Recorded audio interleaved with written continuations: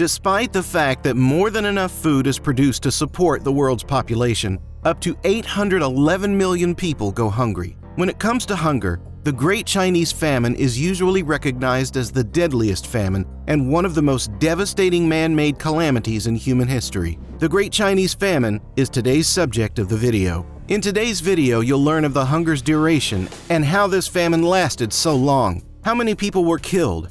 How credible is it to simply blame their leaders for the acts of so many others throughout the party and state bureaucracy, and so forth? The Great Chinese Famine, as it is well called, killed around 30 million Chinese people and caused approximately the same number of births to be lost or postponed. Anhui had the highest death toll, 18%, followed by Chongqing, 15%, Sichuan, 13%, Guizhou, 11%, and Hunan, 8%. A combination of radical agricultural policies, social pressure, economic mismanagement, and natural calamities such as droughts and floods in farming districts precipitated the Great Chinese Famine. The worst droughts and floods in recent Chinese history had just a little impact on the country's adequate food supply during the 1990s. Only a restoration to more realistic economic pressures, including food imports, in 1961 ended the famine. China was no stranger to famine. Due to its enormous population and fickle agrarian economy, its agricultural productivity was readily disturbed, and it was vulnerable to climate events, natural events, population shifts, and armed conflict. The Great Famine, according to the government and the Chinese Communist Party, was caused by a series of natural disasters. Communist historiography refers to it as the 3 years of natural disasters rather than the Great Famine. This claim undoubtedly has some validity. The Yellow River flooded in mid-1959, killing many and destroying crops.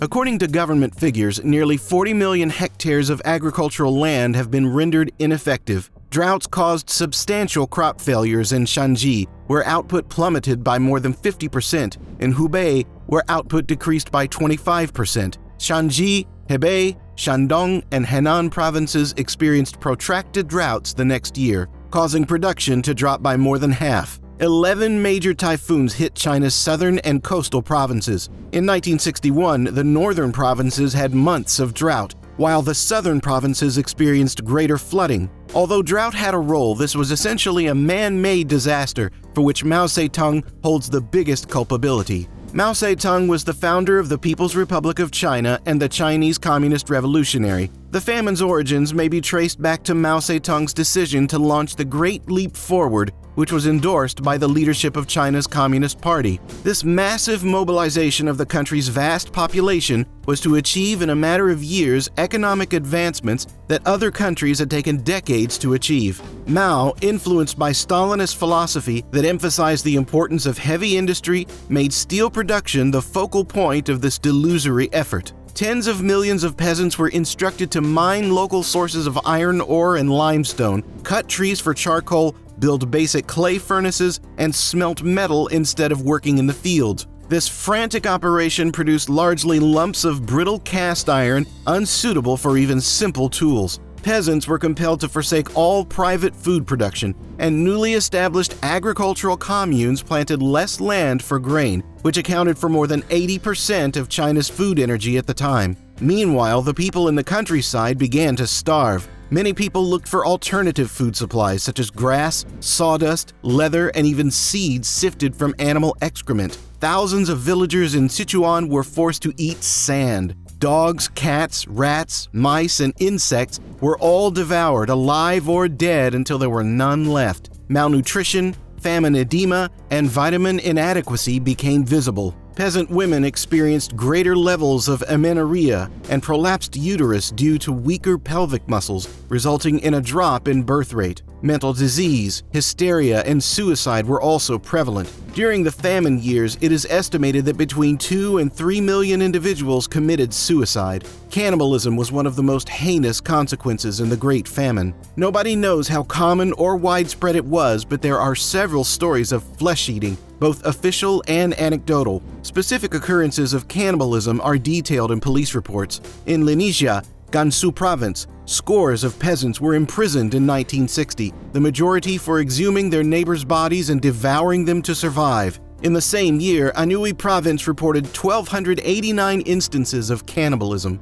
Chang and Halliday describe a Fenyang couple who strangled and consumed their 8-year-old son. Other parents traded children to avoid the embarrassment of eating their own. Cannibalism was harshly punished by the state, but it continued. There were also numerous reports of child abandonment, child trafficking, and forced prostitution. As a gesture of charity, some starving peasants murdered their children, elderly relatives, or spouses. As a primarily social disaster, the famine had clear signs of omission, commission, and provision. All modern man-made famines share these three characteristics. The largest omission was China's officials' failures to realize the crisis and quickly get foreign food supplies. Famine research illustrates how easily they may be terminated or averted once the government decides to act, but it took the Chinese government nearly 3 years to act. The worst act of the commission were taking away all means of private food production, pushing peasants into mismanaged communes, and maintaining food exports.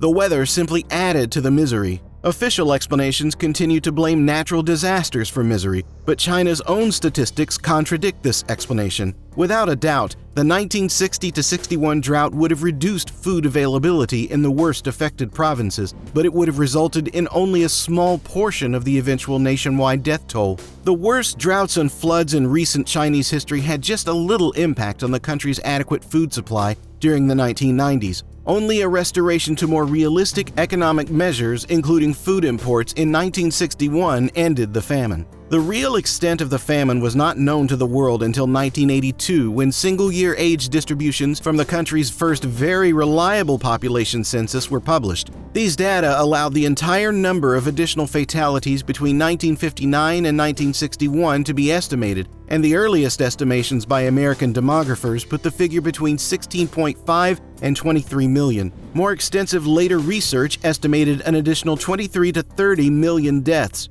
We will never know the true toll because the official Chinese estimates for the 3 famine years severely underestimated both the decline in fertility and the increase in mortality, and we are unable to rebuild these critical facts accurately. The CCP administration kept the scale of the starvation hidden from both its own people in cities and the rest of the globe. Food supplies in cities had also run out, leading death rates in some places to more than triple. This was blamed on natural calamities. Despite these issues, China continued to export grain in 1959 and 1960, sending 7 million tons offshore, an amount that may have saved up to 16 million lives. Following reports of the famine, the International Red Cross provided food supplies, but Beijing declined. All information regarding the famine was hidden by the authorities. Movement out of the impacted areas was prohibited, and mail and other forms of communication were either barred or regulated. CCP propaganda posters depicted fertile fields, rich harvests, and cheerful, healthy peasants as they continued to celebrate the Great Leap Forward. One State Department developed a propaganda film depicting Chinese peasants as prosperous, with fat, healthy cattle and full granaries. Of fact, the truth was rather different. The archives of the Chinese Communist Party and its vast secret police apparatus will ultimately be exposed, and some of its long-hidden secrets will be revealed. Many facts will remain unknown to us. A famous Chinese demographer discovered that even cursory surveys of villages in the worst affected areas reveal an extremely high level of mental disability among adults born during the famine years. Given the significance of nutrition in the development of mental capacities during infancy and early childhood, this was a foregone conclusion. We will never know how many millions of survivors have had their life turned upside down in China. That's it. Finally, we've come to the end of the video. Thanks for watching the full video. Appreciate us by liking the video and subscribing to our channel. See you next time.